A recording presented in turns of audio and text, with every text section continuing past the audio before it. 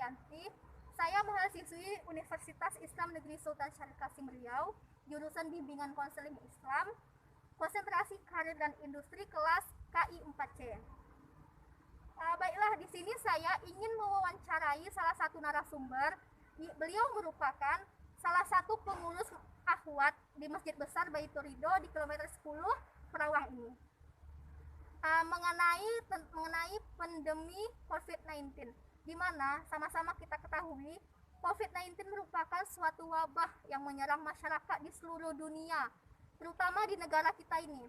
Banyak kerugian serta keresahan yang dirasakan oleh masyarakat sekitar mengenai adanya wabah COVID-19 tersebut. Kemudian dengan adanya wabah ini, saya pun berinisiatif untuk mencari salah satu narasumber agar beliau menjelaskan atau sebagai bukti keresahan masyarakat terhadap adanya wabah COVID-19 ini.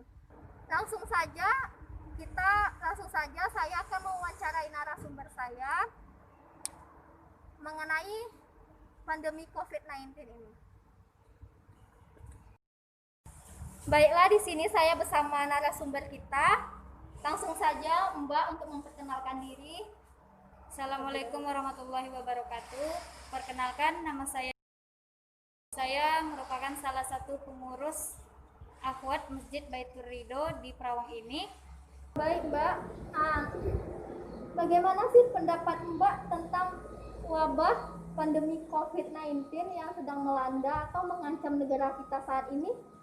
Menurut saya ya Mbak, COVID-19 ini memang banyak kerugian dan keresahan yang dialami oleh masyarakat Indonesia, terutama dalam bidang pendidikan, dalam kebutuhan pokok, dalam ritual ibadah. Jadi begitulah banyak gitu ya kerugian dan keresahan yang melanda pada negeri kita saat ini. Oke, baik. Kemudian apa aja sih yang Mbak rasakan ataupun apa aja keresahan serta kerugian yang Mbak rasakan dengan adanya wabah COVID-19 saat ini? Keresahannya tentu saja banyak ya Mbak ya. Yang pertama itu masalah bidang pendidikan. Masalah bidang pendidikan saat ini pembelajaran di sekolah atau kampus pun kurang efektif gitu ya. Terus juga masalah paket gitu. Paket kuota ini sangatlah banyak terbatas gitu ya Pak ya. Terus masalah kebutuhan pokok Mbak ya. Masalah kebutuhan pokok ini tentu sangat banyak orang yang mengeluh tentang perekonomian, bahkan juga mereka banyak yang mati kelaparan begitu ya Mbak ya. Dan masalah ritual ibadah. Nah, di sini banyak sekali masyarakat Indonesia yang tidak mau melaksanakan ritual ibadah dikarenakan mereka mengikuti kebijakan pemerintah begitu. Tetapi kalau menurut saya itu sih tergantung dari pribadinya masing-masing ya. Jadi kalau dia mau sholat ya seharusnya pemerintah tidak menghalangi gitu, karena itu kan merupakan suatu ketakwaan kita kepada Allah gitu ya. Makanya itu sih Mbak menurut saya. Oke Mbak ya.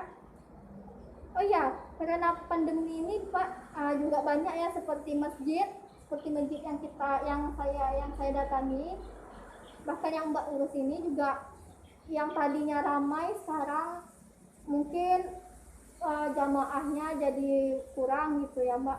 Menurut Mbak, bagaimana pendapat Mbak melihat kondisi saat ini? Tentu saja saya sangat sedih ya Mbak ya. Yang dulunya ramai gitu, sekarang hanya tinggal beberapa orang. Itu pun kita sekarang kebijakan pemerintah hanya membolehkan kita pergi ke masjid berjarak gitu, sholatnya safnya itu berjarak. Nah itu sangat tidak enak dilihat oleh mata gitu ya Mbak ya. Nah itu memang sangat sedih saya melihat saat COVID telah melanda di negeri kita gitu. Banyak juga orang yang apa ya, maksudnya tuh yang malas beribadah karena COVID ini, apalagi di bulan Ramadan gitu ya Mbak ya. Semestinya kita kalau dalam masa pandemi ini lebih mendekatkan diri kepada Allah, memperbaiki diri gitu. Tapi malah sebaliknya gitu, malah kita menjauhkan dari rumah Allah gitu. Oh iya ya Mbak ya.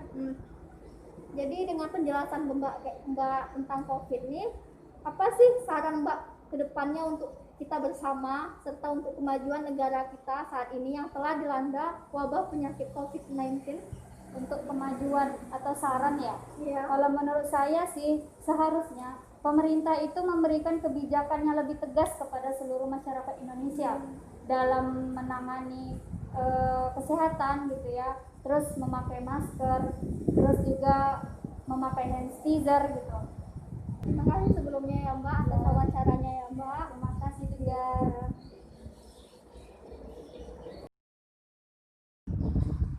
Ya itulah tadi hasil wawancara saya kepada narasumber saya mengenai wabah pandemi COVID-19 ini. Bicara dari sisi konselingnya, seperti narasumber saya katakan tadi, dia merasa sangat kecewa akan adanya COVID-19 ini.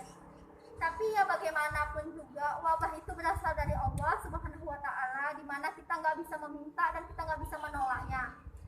Untuk itu dari segi psikis individu itu sendiri itu tergantung bagaimana individu itu menanggapi wabah COVID-19 ini. Seperti ada yang merasa cemas, kekhawatiran yang berlebihan, serta ada juga yang biasa-biasa aja gitu kan.